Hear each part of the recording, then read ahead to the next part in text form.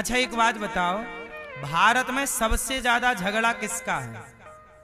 भारत में अदालतों में, कोर्ट कचहरी में सबसे ज्यादा झगड़ा किस बात का चल रहा है अदालतों में? हैं? हाँ, जमीनों का, भाई भाई का, बंटवारे का। और इसी झगड़े से महाभारत हुआ। महाभारत भी जमीनी विवाद से हुआ। पांडव कह रहे हैं कि हमारा गांव हमें दे दो, 5 गांव दे दो।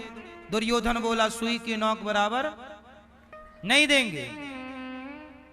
भगवान बोले दे दो यार, लड़ो मत, लड़ाई भड़ाई अच्छी नहीं होती, प्यार मोहब्बत से रहो, तुम भी खाओ हम भी खाएं, तुम भी हंसो हम भी हंसें, तुम भी जियो हम भी, काहे लड़ना आपस में। दुर्योधन बोला नहीं, युद्ध करो और ले लो। 5 गांव मांगे 6, जबकि पांडवों का पूरा धन हड़प लिया कौरवों ने, और मांग रहे हैं तो दे नहीं रहा है। फिर क्या लड़ना पड़ा? महाभारत में सर्वनाश हुआ। एक बात बताएं, हमारी सरकारें, अच्छा जमीनों का झगड़ा क्यों है? उत्तर दो। भारत में जमीनों का झगड़ा क्यों है? क्योंकि सरकार की जो पॉलिसी है ना, वो सही नहीं है। भाई सरकार को इतनी सख्त पॉलिसी बनानी चाहिए, इतना प्रॉपर दस्तावेज बनाना चाहिए। अब हमारे यहां आपने देखा होगा, आपने रजिस्ट्री करा ली, ठीक है, रजिस्ट्री कराने के बाद आपको नामांतरण कराना पड़ता है, उसका पैसा अलग से दो। भाई जब रजिस्ट्री हो गई, तो जब आपने किसी की जमीन खरीद ली तो उसकी जमीन के मालिक आप हो गए, और जब आप हो गए तो वो पूरा सरकारी दस्तावेजों में अपने से नाम वहां चढ़ जाना चाहिए। जो स्टाम्प की आप ड्यूटी देते हैं, स्टाम्प खर्च देते हैं, वो सरकारी पैसा आप सरकार को इसलिए तो देते हैं कि सरकार हमें ये सब करके दे। अब आजकल रजिस्ट्रियां होने के बाद पता चलता है कि ये जमीन तो फर्जी है, ये जमीन, एक जमीन को, एक प्लॉट को 4-4 लोगों को बेच देता है एक बेईमान। एक बेईमान है, वो एक प्लॉट को, उसी प्लॉट को आपको भी रजिस्ट्री कर दिया, फिर दूसरे ग्राहक को बेच दिया, तीसरे को बेच दिया, 4 से पैसा लेके भाग गया, और तुम 4-1 में लड़ते रहो। 10-10 साल केस चलता है। अब बताओ, मुझे एक बात बताओ, एक ही प्लॉट की 4 बार रजिस्ट्री की किसने? सरकार ने की। बोलो हाँ, सरकार ने की। तो मुझे ये बताइए, क्या सरकार की जिम्मेदारी नहीं है कि वो पूरा लोगों के साथ फ्रॉड ना हो? चलो हमें जानकारी नहीं है, तो सरकार भी तो स्टे कर सकती है। एक ही जमीन 4 लोगों को बिक रही है, और एक ही व्यक्ति 4 लोगों को रजिस्ट्री, वहां तो पकड़ा जा सकता है कि एक ही व्यक्ति एक ही जमीन की 4 जगह रजिस्ट्री। सॉफ्टवेयर इतने अपडेट क्यों नहीं है कि वो तुरंत शो कर दे कि भाई, वो रेड सिग्नल दिखा दे कि भाई ये कुछ गलत चल रहा है यहाँ, वहीं रोक दिया जा, वहीं पकड़ लिया जा उसका फ्रॉड। यदि पकड़ लिया जाए तो किसी के साथ, अब कई लोग क्या होते हैं ना मेरी माँ, सारी जिंदगी कमाते हैं पैसा और 20-25 लाख रुपया इकट्ठा करते हैं, और वो लेते हैं एक घर, और पता चला कि वो जो घर लिया वो घर हो गया फर्जी, वो ले गया पैसा। अब सारी जिंदगी में आदमी ने 30 लाख कमाया, लेके चला गया। सरकार को क्या है? सरकार को तो अपना स्टाम्प मिल रहा है, सरकार बोल रही है हमें तो मिल रहा है, आप मरो जियो, हमें क्या करना। इसका मतलब है कि सरकार खुद नहीं चाहती कि जमीनों की ये धोखाधड़ी रुके। यदि सरकार चाह ले तो आज के सॉफ्टवेयरों के जमाने में क्या मजाल के कोई गलत हो जाए किसी के साथ, एक रत्ती मतलब सरकार खुद चाहती है ना कि गलत हो, गलत होगा तो क्या होगा, फिर आप जाओगे कोर्ट, तो कोर्ट में फिर वकील करोगे तो वकील को चाहिए, फिर जज को। भाई अपराध नहीं होंगे तो कोर्ट कचहरी खाली नहीं हो जाएगी। तो सरकार कुछ अपराध भी बनाए रखना चाहती है कि अपराध भी कुछ बने रहे। ये बात सही आप लोगों को लगता है कि नहीं? हम तो आम जनता हैं, हमें पता है कि सब ठीक हो सकता है, बोलो हाँ, लेकिन सिस्टम करना ही नहीं चाहता। वो ऊपर से खुद लोग चाहते हैं कि बेईमानी चलती रहे, वरना सही चाहें। बहुत सारे देश ऐसे हैं मेरी माँ, मैं दुनिया घूमा, बहुत देश ऐसे हैं जहां प्लॉटों का, घरों का जो फ्रॉड है वो जीरो है, प्रॉपर्टी का फ्रॉड जीरो है। बहुत सारे देश की पॉलिसी इतनी सख्त है कि आप फ्रॉड कर ही नहीं सकते, और ये वहां 20 साल पहले से अप्लाई है चीजें। और भारत आज 2025 में भी एक प्लॉट 4 लोगों को बिक रहा है।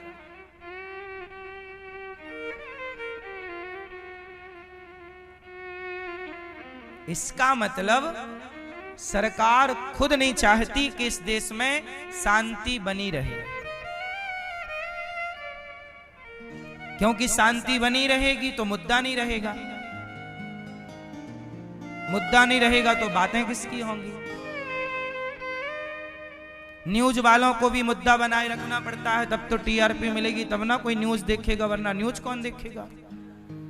तो सब लोग यहां पर सब अपना अपना स्वार्थ देख रहे हैं, यहां राष्ट्र हित में निर्णय लेने वाले लोग बहुत कम हैं मेरी मां।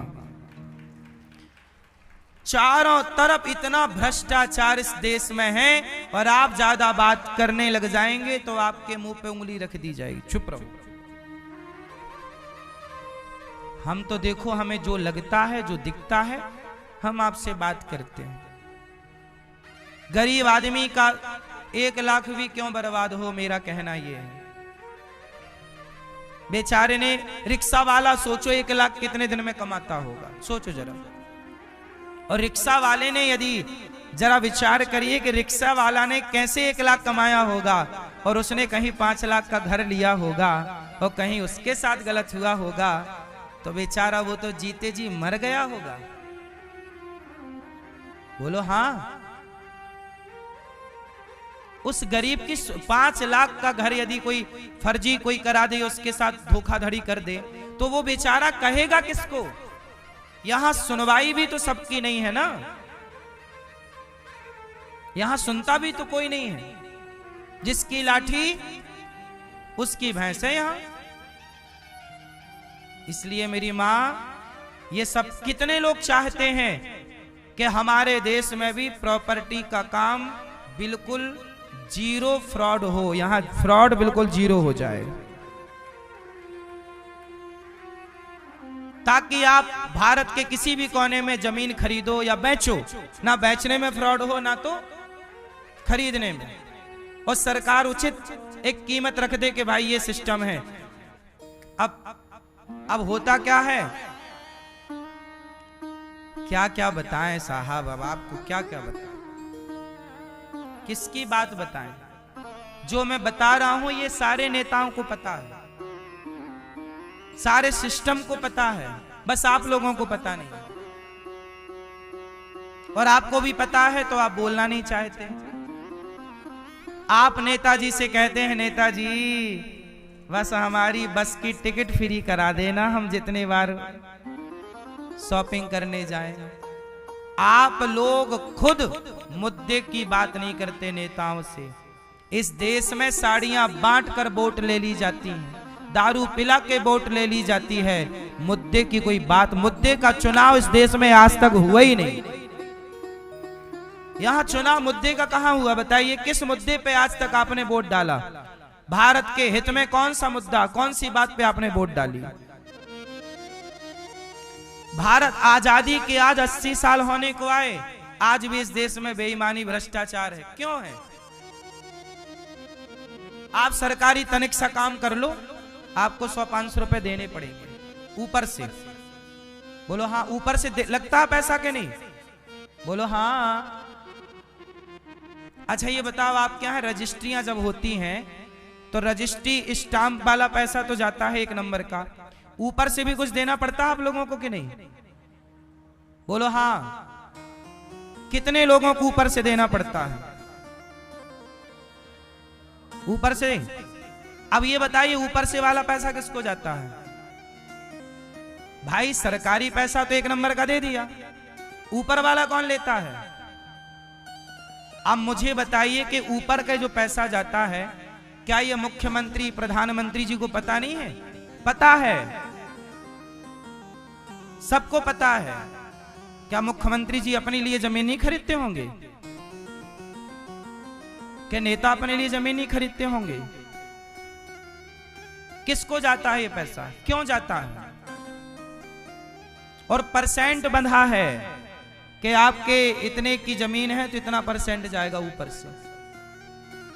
किसको जाता है ये आज तक पल्ले नहीं पड़ा। जाता है, ये भ्रष्टाचार की बलि है। कौन रोक रहा है यहाँ? कौन बोलने वाला है? आम आदमी तो क्या करे भैया, नहीं दे तो काम ना हो। इसलिए मेरी माँ इन मुद्दों पे बात क्यों नहीं करते मेरी माँ? विदेशों में ऐसा नहीं है, विदेशों में ऐसा, इसलिए भारत से अमेरिका 100 साल आगे है। आप 2025 में हो, वहां जाके देखो, वो 2100 से पार है। 100 साल की प्लानिंग है उनकी, क्योंकि वहां देश के लिए सोचा जाता है, यहां व्यक्ति अपने परिवार के लिए, अपने लिए सोचता है। जब अपने लिए सोचोगे तो राष्ट्र हित में कौन सी नीति बनाओगे? सब अपना अपना स्वार्थ लेके बैठे हैं।